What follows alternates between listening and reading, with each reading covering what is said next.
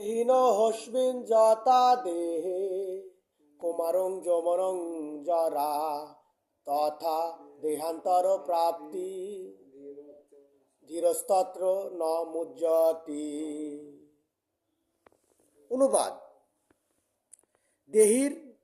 দেহ যেভাবে কুমার, যৌবন ও জরার মাধ্যমে তার রূপ পরিবর্তন করে চলে, মৃত্যুকালে তেমনি ওই দেহী আত্মা এক দেহ থেকে অন্য কোনো দেহে দেহান্তরিত হয়।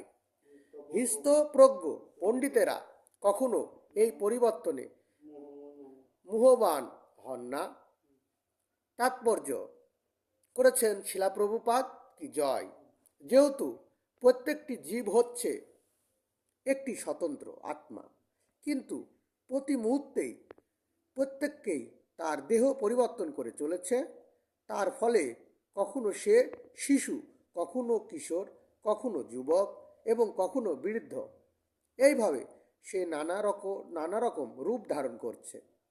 কিন্তু জীবের প্রকৃত সত্তা আত্মার কোনো পরিবর্তন হয় না।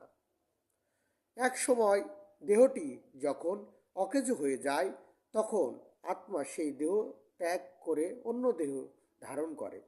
মৃত্যুর পর জড় অথবা চিন্ময় আর একটি দেহ প্রাপ্ত হওয়া যখন অবশ্যম্ভাবী, তখন ভীষ্ম, দ্রোণাচার্য আদি আত্মীয় স্বজনের জন্য শোক করা অর্জুনের পক্ষে নিতান্তই নিরর্থক। বরং তাদের মৃত্যুর কথা ভেবে শোক করার পরিবর্তে তার আনন্দিত হওয়া উচিত ছিল। কারণ মৃত্যু হলে তারা তাদের জরাগ্রস্ত বৃদ্ধ দেহ ত্যাগ করে নতুন দেহ প্রাপ্ত হবে এবং নবশক্তি লাভ করবেন।